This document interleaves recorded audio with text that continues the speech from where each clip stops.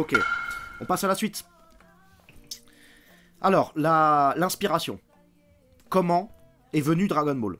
Alors, Dragon Ball, hein, on resitue, c'est une aventure d'un petit jeune qui s'appelle Sangoku, qui est un enfant avec une queue de singe, qui est surpuissant, qui donne des coups de poing de ouf, et tout le long de la BD, du début à la fin, c'est le plus fort du monde.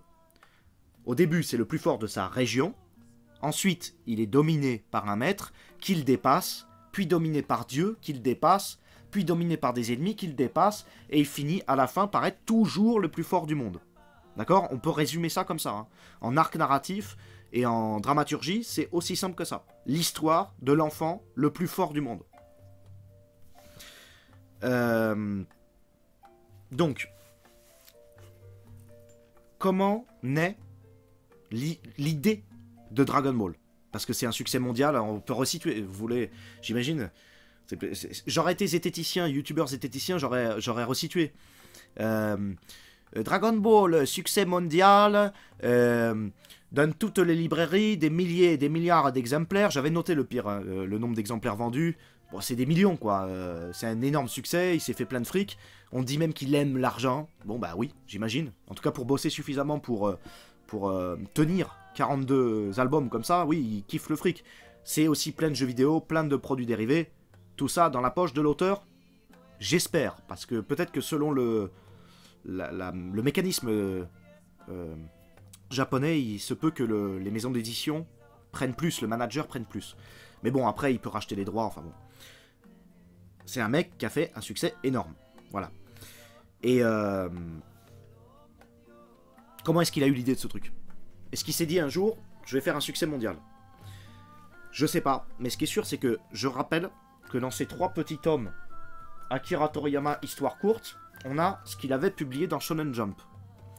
Donc toutes les tentatives qu'il avait faites avant Dragon Ball, et même le mieux, ça c'est le Total Japan qui le rappelle.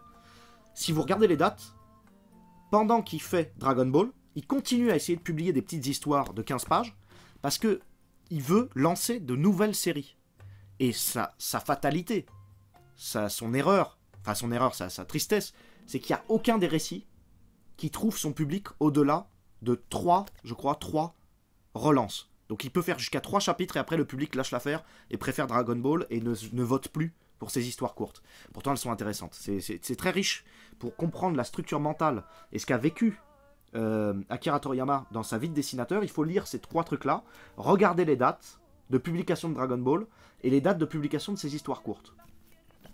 Donc, bah, on a des petites histoires de base, celles qu'il avait faites avant même de publier son premier succès en 1980 qui était Dr Slump. C'était des petites histoires avec des oiseaux là, genre c'est un oiseau qui c'est illisible, je suis désolé pour vous. C'est un petit oiseau qui fait la Seconde Guerre mondiale et puis il est un peu bête, bon, je sais pas comment expliquer, c'est des trucs humoristiques. D'après le mec de Total Japan qui nous a fait le plaisir de traduire les interviews de ces éditeurs, ce qui avait impressionné les éditeurs, c'est que Akira Toriyama est l'un des premiers japonais à faire des onomatopées en lettres occidentales. Fascinant, hein? Onomatopée en lettres occidentales. C'est pas l'édition qui fait ça, c'est Akira Toriyama lui-même. Et il a un soin particulier aux onomatopées, très graphique, boum, vous savez, même un peu vulgaire, et surtout il est très net dans son trait. Il fait des onomatopées et des manières de... Regardez les bulles, elles sont toutes différentes. Il essaye de créer une sensation avec les onomatopées. Et surtout, c'est des onomatopées occidentales. Ce qui était, pour le Japon à l'époque, un boom, une explosion visuelle. C'était incroyable. C'était la première fois quasiment qu'ils voyaient ça. Donc, Akira Toriyama a réussi à trouver un éditeur qui lui a dit, ça, lui, il a de l'avenir à cause de ses onomatopées. C'est ce que dit l'éditeur. Il dit, j'ai vu les onomatopées, j'ai dit, le mec, c'est un gueudin. Il fait des onomatopées, c'est propre. Contrairement aux autres mangaka, il met pas de blanc. Vous savez, le stylo blanc, là, le Tipex, pour redessiner. Il essaye de faire ligne claire directe. Crayonné, feutre. Alors, il dessine au feutre aussi, des fois. Hein. Il en a rien à secouer. C'est un peu un punk. Et il essaye de faire le plus rapidement possible de passer à l'exécution. Il va pas triturer un dessin pendant des heures. Mais c'est net, par contre. Il accepte ses erreurs. Alors voilà. L'éditeur, il a dit ça, c'est bon. Donc on va s'arrêter un peu là-dessus, parce que ça constitue énormément du dessin de Akira Toriyama. Pour les dessinateurs qui nous écoutent, il y a deux méthodes. Ou vous faites méthode belge, franco-belge. Vous dessinez un crayonné. Storyboard. Recrayonné. Crayonné poussé, avec le crayon de Criterium. Crayonné poussé avec tous les traits qui sont bien nets et tout. Après, vous prenez votre plume et vous faites l'ancrage. Avec tout.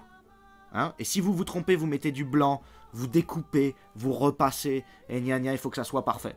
Et vous allez vivre un enfer, et vos personnages y seront rigides. Parce que passer un crayonné léger, qui est le croquis, ensuite faire le crayonné fixe, ça rigidifie déjà. Et vous repassez l'ancrage par-dessus, les personnages ils vont être complètement difformes. Et comme vous êtes sur l'ancrage d'un truc très spécifique, vous allez vous approcher de la feuille extrêmement près, et vous allez essayer de faire la ligne parfaite. Et ça, c'est la pire connerie que vous puissiez faire. Vous perdez la lecture globale de votre dessin. Akira Toriyama n'a sûrement pas cette méthode. Si ses éditeurs l'ont reconnu pour ça, c'est que Akira Toriyama doit avoir, vous le regardez dans les designs, le nombre fourni énorme de personnages différents. Akira Toriyama doit avoir cette méthode qui est crayonné léger, forme en fait, forme globale, et ancrage loin, ancrage qui va trahir le crayonné. C'est-à-dire ancrer, fabriquer une nouvelle manière de dessiner. Le crayonné ne doit être qu'un support à la créativité. Est-ce que vous comprenez ça? Le crayonné poussé, technique traditionnelle belge, est en fait une précision toujours plus grande. On va progressivement vers le résultat final, avec un résultat final qui est souvent le réalisme. On a un objectif en tête, alors que la proposition que fait Akira Toriyama et d'autres français comme Lewis Trondheim, c'est crayonné léger, support à la créativité et au laisser-aller, à l'improvisation. Voilà. Moi, je peux vous jurer que c'est ça qu'il a fait, j'en suis persuadé, parce que dans sa structure narrative, dans sa manière de scénariser, il fait pareil. Il a une ligne globale, c'est l'histoire d'un petit homme qui est le plus fort du monde, et en fait il invente chapitre par chapitre. Il ne sait jamais ce qui va se passer au chapitre suivant. Ça se sent dans la manière dont il écrit, et il y a des preuves de ça dans ses autobios, où il explique qu'il aime être surpris par ses personnages. Il laisse parler ses personnages, il veut être surpris, et Lewis Trondheim a la même méthode. Je ne sais pas si vous connaissez Lewis Trondheim, c'est un Français qui fait ça. Bah, tenez, regardez. C'est un Français qui a inventé Lapino. Lewis Trondheim. C'est une bande dessinée où il s'est fixé comme objectif, lui c'est pas 30 jours 30 vidéos, c'est 500 pages. Juste ça, c'était son objectif. 500 pages, sans scénario. Et il dessine n'importe comment. Au début du livre, il sait pas dessiner, à la fin non plus. Regardez les dessins. Et il invente case par case. Alors évidemment, le matin quand il se lève, il doit écrire un scénario de sa page. Mais il n'écrit pas plus qu'une page ou 3. Il invente au fur et à mesure. Et regardez les dessins qu'il fait maintenant. Vous connaissez Ralph Azam? C'est le même dessinateur. Hein.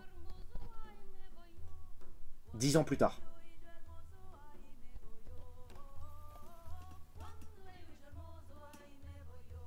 Incroyable, non? Je sais pas si vous avez bien vu, je vais regarder dans le chat. Moi, je trouve ça fascinant. Ce support à la créativité.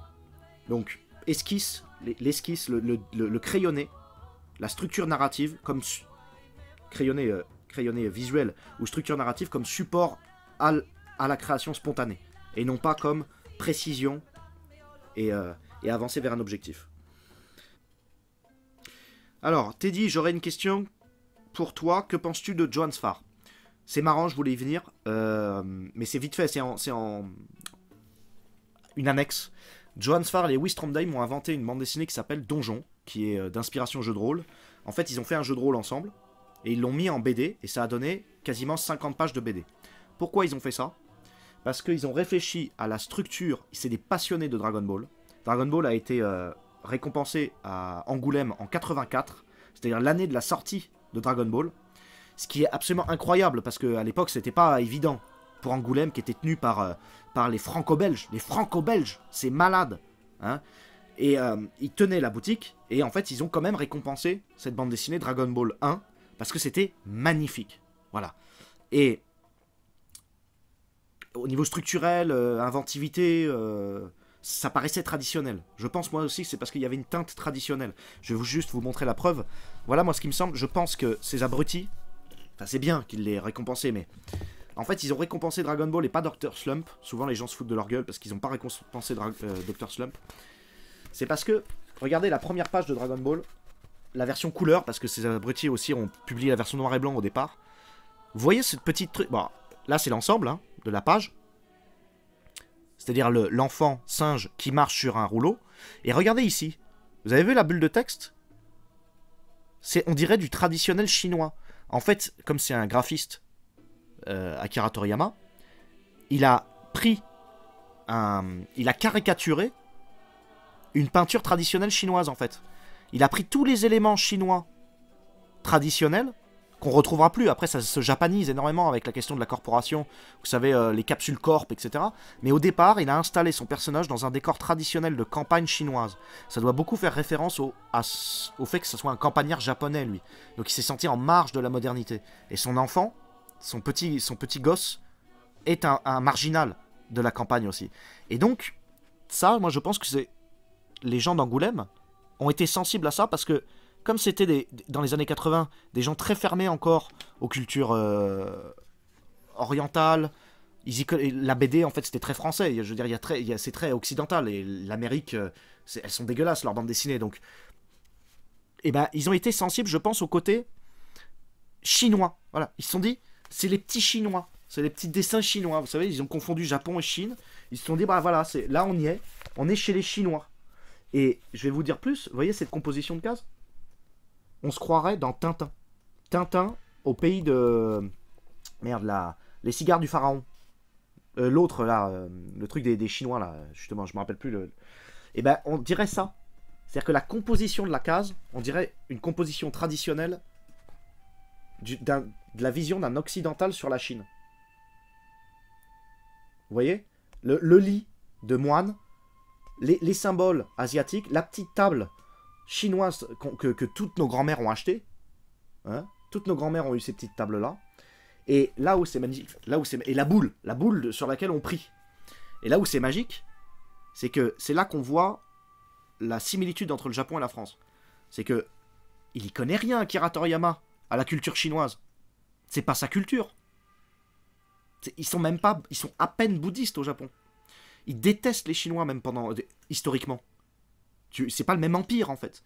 Et donc sa vue de japonais sur la Chine est presque aussi niaise que celle de Hergé sur la Chine. Vous comprenez? Ils ont la même vision, Hergé et Akira Toriyama, parce qu'ils sont extérieurs à cette culture. Donc ils voient tous les deux des espèces de campagnards, parce que la Chine c'était la campagne dans la tête des Occidentaux et des Japonais. C'est des espèces de campagnards qui prient, qui sont des moines, comme nous on voit l'Iran, vous savez, les Arabes et l'Orient, avec des gens qui prient, qui sont très spirituels, etc. Et bien c'est pareil, c'est une vision similaire pour ça, caricaturale. Et c'est ça qu'on retrouve, c'est un plaisir de l'orientalisme qu'on retrouve là-dedans. Tout ça pour dire que Johann Sfar et Lewis Trondheim, excusez-moi, j'ai perdu le fil, ont été extrêmement inspirés par ces œuvres parce qu'elles ont été validées par Angoulême, et ils ont voulu reproduire ça, ce succès, en faisant énormément d'albums, et donc ils ont travaillé ensemble, ils le disent dans leur carnet intime, parce qu'ils ont publié des carnets intimes, ils ont travaillé ensemble à l'étude, la déstructuration de la méthode narrative de Akira Toriyama et ses dessins en fait. C'est des obsédés de Akira Toriyama, les deux. Et ça se ressent encore chez Trondheim, moins chez Johann Sfar qui a quitté ça et est passé vers des dessins érotomanes. Voilà. C'est quoi déjà la méthode franco-belge? La méthode franco-belge, c'est, vous savez, les dessins... en fait, c'est comment dire? C'est une mentalité, c'est faire des dessins un peu réalistes, avec des scénarios très bien construits, et... je sais pas, c'est une obsession en fait de la ligne claire scénario construit, vous savez, un produit. Et c'est surtout le 48 pages qui a été inventé par les Belges, c'est-à-dire un format unique, format A4, 48 pages, avec un scénario fait sur 48 pages. C'est un formatage des albums qui a été extrêmement utile, puisque en fait ça a permis aux gens de s'habituer à lire des BD. Une BD, c'est 48 pages, ça se met comme ça dans la bibliothèque, elles font toutes la même taille, voilà. Ça a permis ça en fait, ça a permis de faire rentrer dans les foyers la bande dessinée. Je sais pas si tout le monde suit, mais de toute façon ça sera rediffusé, donc on reste avec les vrais. La question des pérégrinations vers l'ouest.